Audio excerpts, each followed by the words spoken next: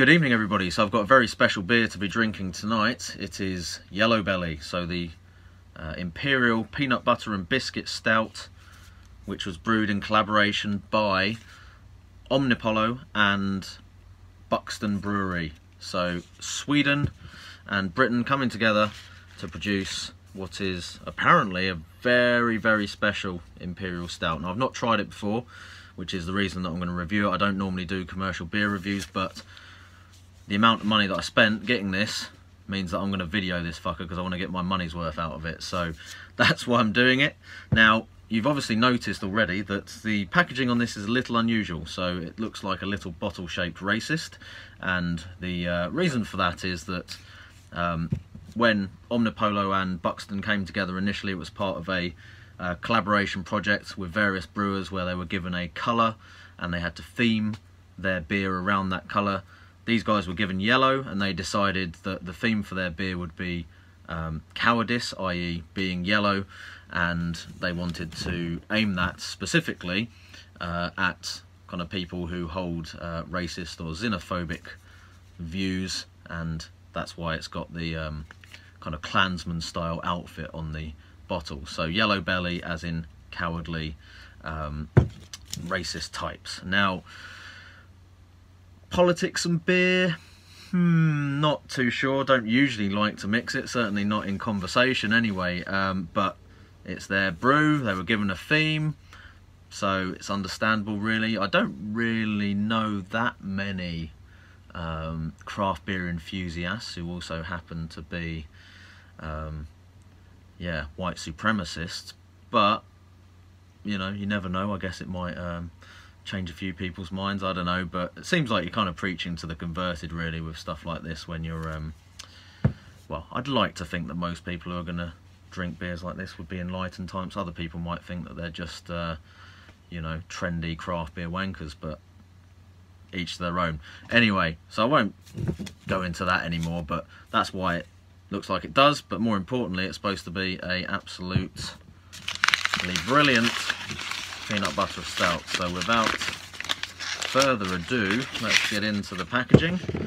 So underneath our little parcel there, we've got a very plainly labelled bottle.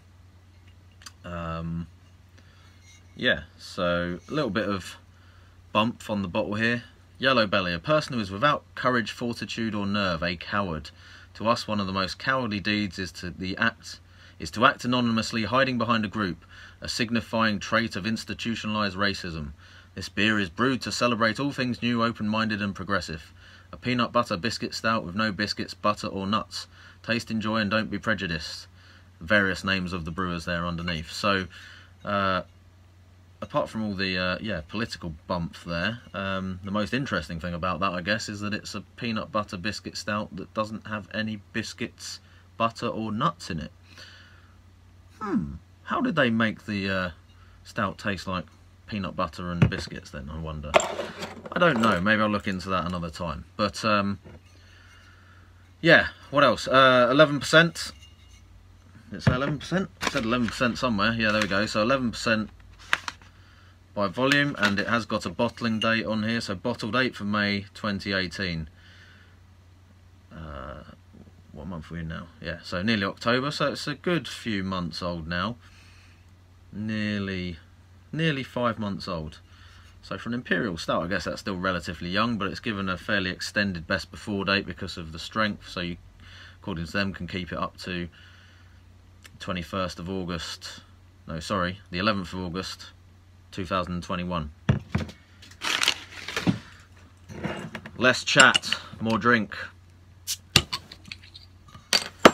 Little hiss there. You don't really want Imperial Stouts to be too carbonated. Getting out the expensive glassware for the expensive beer. Let's chuck it in there. And hold it up there so you can actually see what's going on.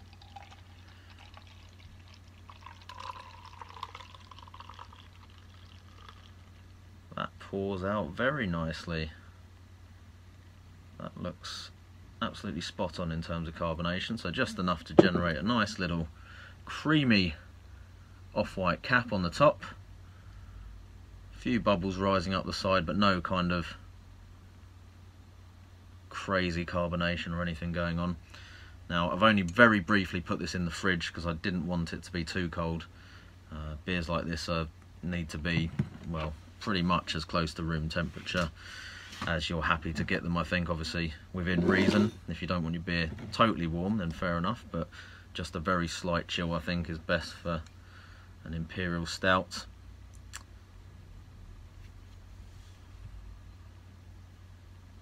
So, aroma wise, definitely sweet, biscuity.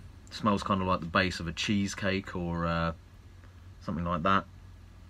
And it's got that kind of lactose, creamy, milky aroma to it as well.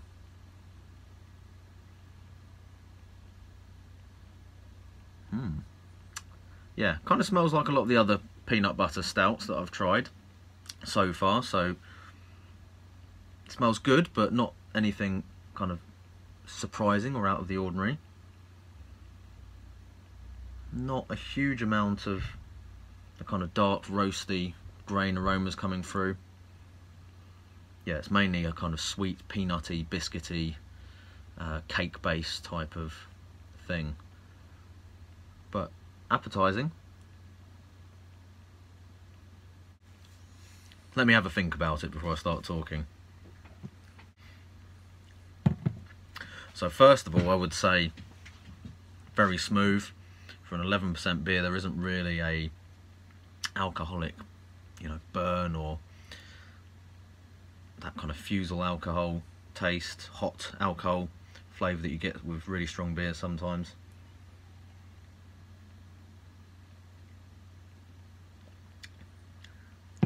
Real sweetness to it, so the lactose and just the kind of strength and amount of malt that's gone into there does give it a real sweet initial taste, but it kind of gives way to a little bit of bitterness at the end, so it does dry out slightly at the end and finish with a little bit of bitterness and a slight hint of the kind of roasty malt character.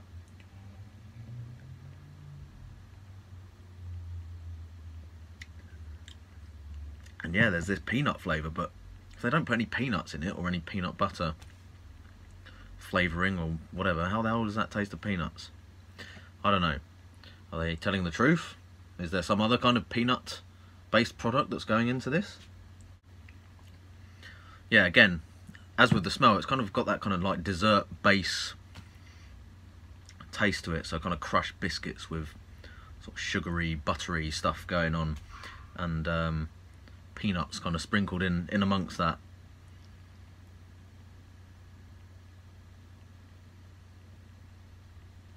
I'll tell you what, it's going down pretty quick, so it must be pretty decent. I think I need to slow down a bit, savour the flavour a little more. So, overall, it's very nice as a Imperial Stout. It's definitely on the kind of more sweet sort of dessert side of it, but does what it says on the tin because it's a peanut butter and biscuit Imperial Stout. It's definitely got that kind of creamy lactose feel to it, so a lot of sweetness, a lot of creamy kind of milky type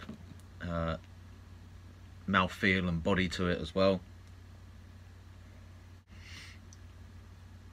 I really like it.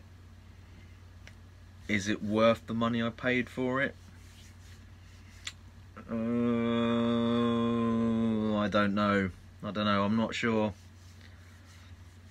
I mean, I think as a one-off, worth a go. If you're really into your kind of sweeter sort of Imperial Stouts with the added flavourings, then you will probably love it and be happy to pay that price for it. I don't think I would want to go straight out and buy it again, but I'd probably buy it for myself as a treat, like, maybe as a special drink for Christmas or a birthday or something like that. But most of the time I'd probably go out and buy a KBS or something like that instead, to be honest. you know, I know they're very different beers. You know, the KBS is still a flavoured Imperial Stout, but coffee, chocolate, bourbon, they all kind of have a, you know, a kind of natural home in that sort of style of beer. This is a little bit more out there in terms of the flavours, as you would expect from something brewed by Omnipollo. Obviously in collaboration with Buxton, but that's the kind of Omnipollo way, isn't it?